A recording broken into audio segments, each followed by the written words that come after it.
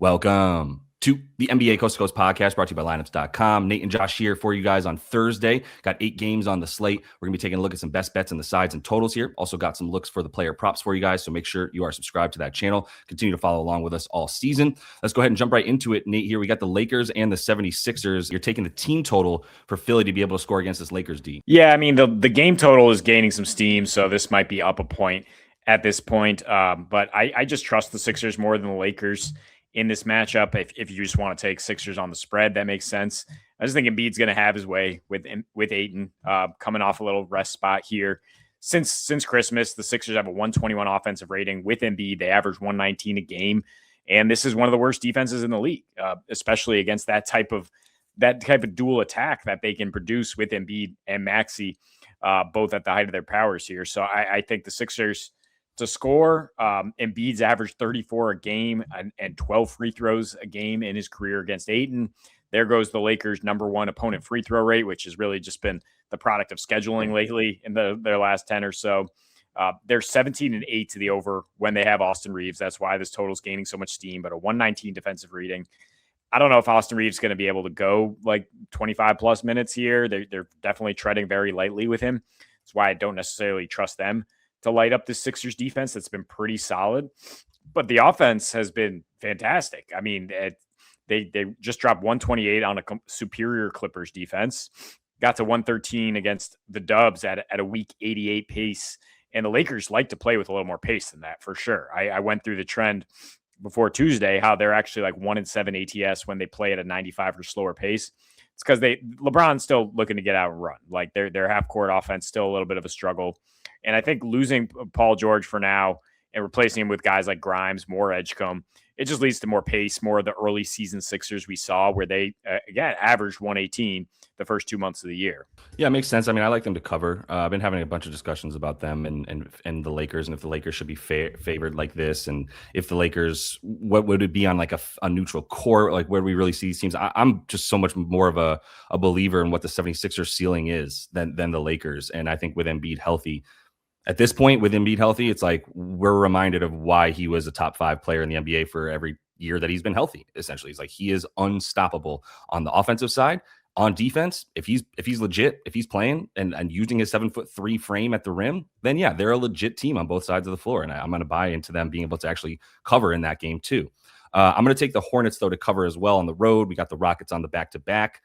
I don't know, man. I don't know if this is the Rockets of earlier in the year yet. I wouldn't say that this is a spot that they're going to be that. I would definitely say not that just yet. I mean, maybe they'll round into some kind of offensive form, but right now Kevin Durant has not been able to carry them the way that he was at times on offense and sort of cover up some of the blemishes that they have, where it's a lack of shooting on the starting lineup. Şengün can't shoot threes. I feel like that was a sort of conversation coming into the league was, wow, Şengün's going to really help stretch things. That's even going to allow Steven Adams to play more because Şengün will be out on the 3-point line. That's a moot point because Steven Adams isn't around anymore. But when you watch Şengün shoot the threes, you're like, I'd rather he didn't do that. And if I'm the other team, I'd rather he did do that. So that's a big problem for them too, because they are still just hemorrhaging 3-point shoot. Like they are not getting any. And Reed Shepherd cannot keep himself on the floor. It's kind of tough to have a defense that is predicated on 0 weak links and able to overpressure the crap out of the ball because you have no weak links.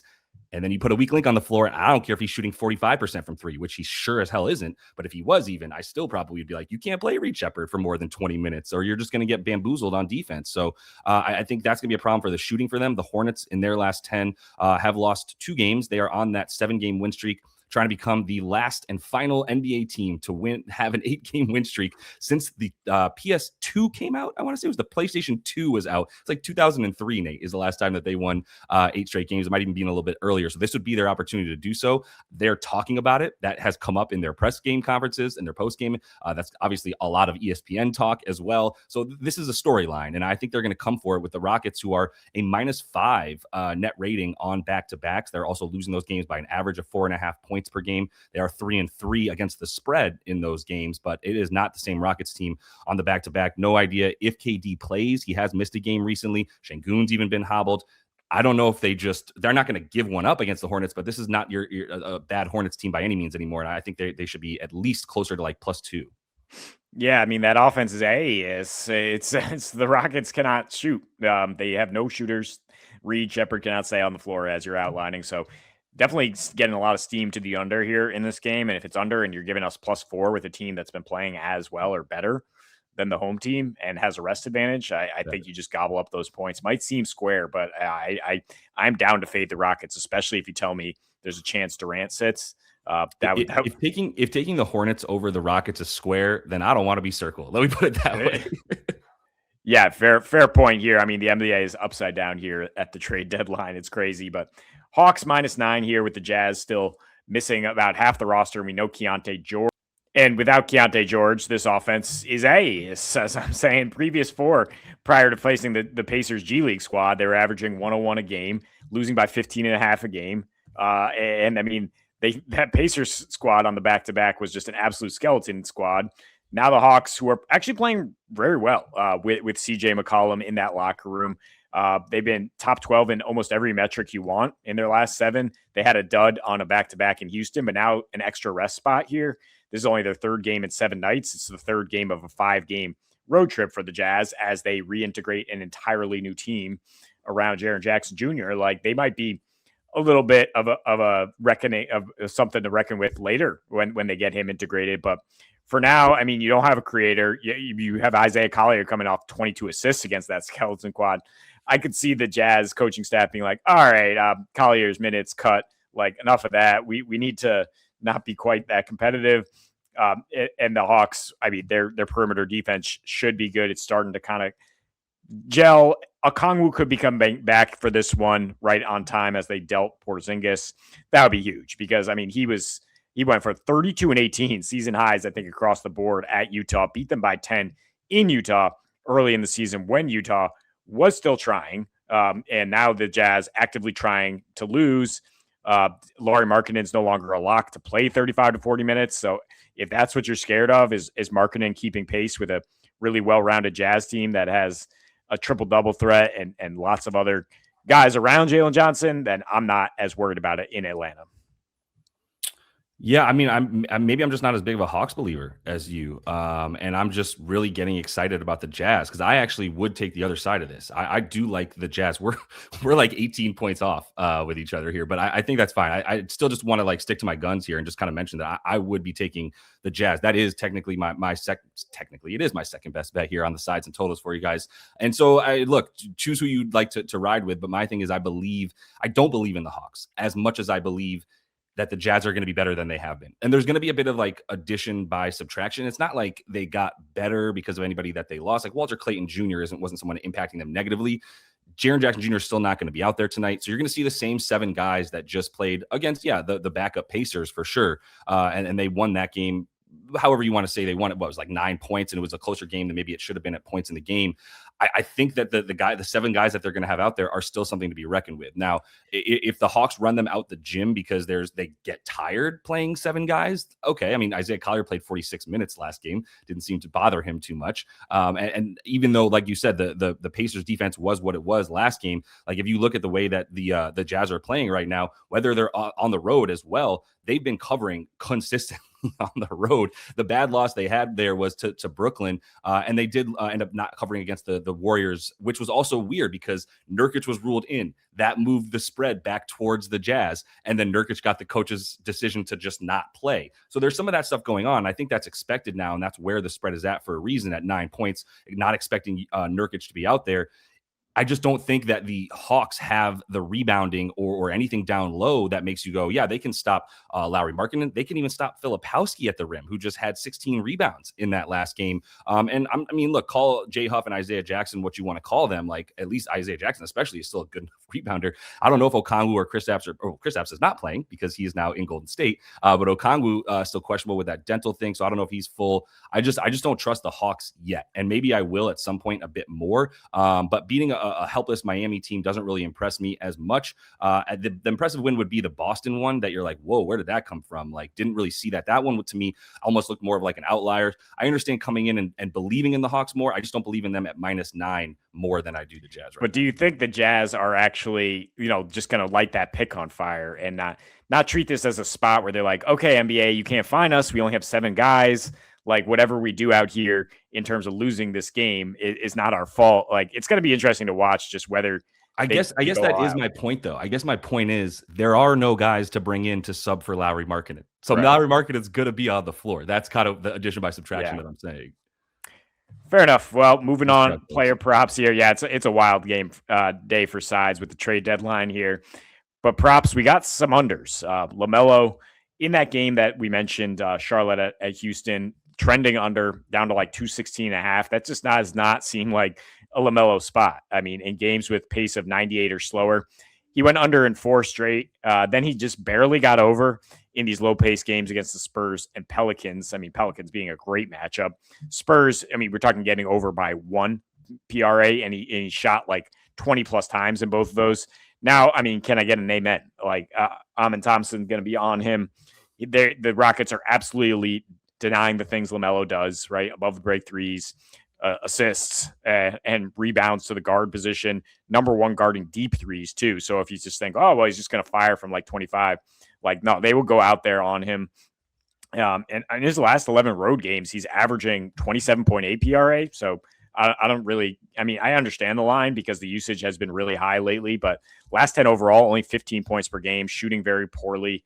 His minutes have fluctuated depending on the Hornet spot. And I think while the Rockets, I think you're fair to fade them because their offense sucks. I mean, Udoka definitely chewed them out after that loss. Like, you get blown out by the Celtics without Jaylen Brown against his squad. They do come back after these losses recently. 3 massive unders, like games that went way under this total, and they went 3-0, and no real like lead ball handler other than Cade Cunningham, who they held to 12, 1, and 8 in one of those wins. So yeah, Cade way more impressive than LaMelo in terms of the versatility of his game and how he can operate in the half court.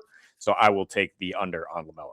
I think it makes sense. I was looking for somebody to potentially try to fade in that game, but like I'm gonna be going to like LaMelo. LaMelo is still good recovery meetings like 20 years from now, where I'm like, I swear to God, he's still gonna be one of the best players in the league. He's so tall and skilled, and yet, yeah, I think this team is turning into Brandon Miller's team. Honestly, and I love Brandon Miller today. 4.5 boards. I actually like him on over 20.5. I think it should be closer to 22.5.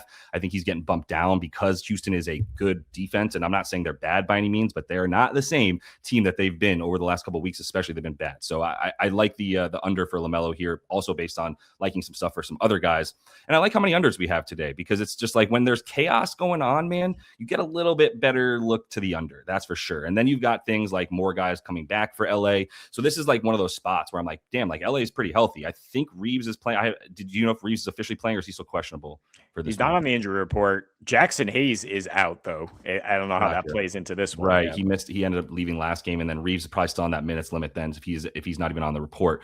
That's fine though. Like I get all that. I need Embiid to play, and I'm pretty sure he's gonna be good to go. I don't know why he would need to sit after getting a game off and not playing in like 4 nights or whatever. So I'm going to keep that assumption that he's going, which is also what we like when we talk about Philly scoring and winning, which I do like as well, or at least covering because it's like 4 points.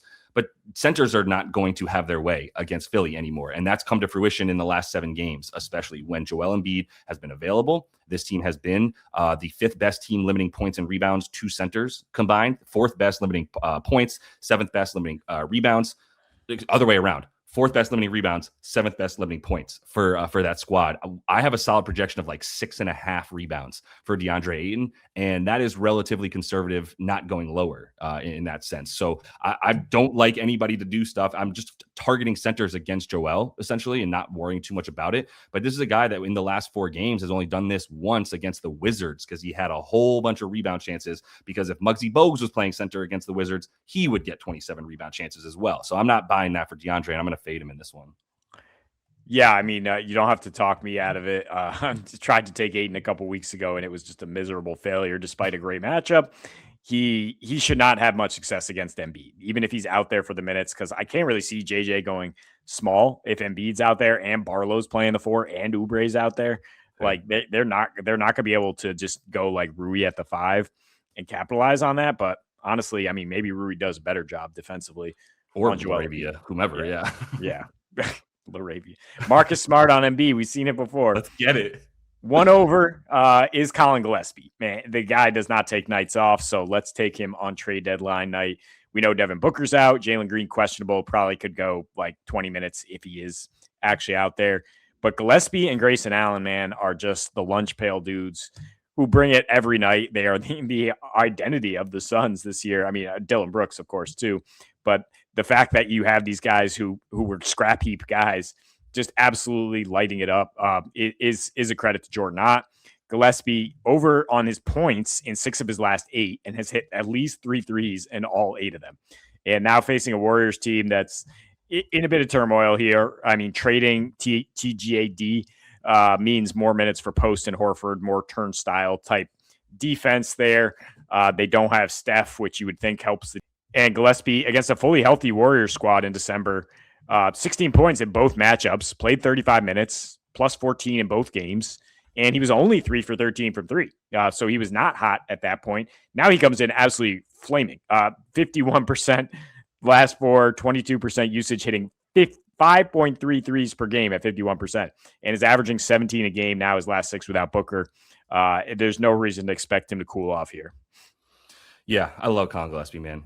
Shout out to Batadze Shmatadze, my fantasy team, who picked him up nice and early. He's doing it all over the court. The points have been there for him a bit more, and I think the matchup calls for that as well. But either way, like I think getting some sort of Gillespie stock today is another good look with Book out. But let me go to another under 21.5. This time it's PRA for Nic Claxton. Like I said, chaos theory lends itself to more unders. Chaos is the name of the game in the NBA today. I don't know if Nic Claxton will be at Brooklyn Net at 3 p.m. because I mean, I do think he will be, but there's plenty of guys in this game that might not even be. Either way, it's against the Magic. It's a tough projection for this man in a really tough matchup. I think his points are still at 10.5. I don't think he gets more than 9. As far as that projection goes, the assists have been way down. And really, at the end of the day, let me just move to the point of this, which is the minutes and the fact that Brooklyn is tanking. So I think there's a clear correlation that Nic Claxton is not playing when this team is trying to win. I thought they were playing him big minutes earlier in the season to trade him. It doesn't seem like that's going to necessarily be the case at this point. But I like I said, like they were only playing him to feature him is how I saw it. And they've sat him in games where they wanted to get guys like Day'Ron Sharpe a bit more minutes. And to be honest, lose the game. That's what they also would like to do at this point. And I think that's a big part of playing Claxton 22 minutes, 17 minutes in these last couple games. One was a 50-point blowout. One was just like a 9 or 10-point loss. And he still played 20 minutes basically in both of those. I think that's where we're at in the season is like the 34, 36 minutes a night for Nic Claxton ain't happening. The 11 potential assists for Nic Claxton ain't happening anymore. So all that's coming back down. I wouldn't be in a rush to go over on this guy. I love an under tonight for him on all of it.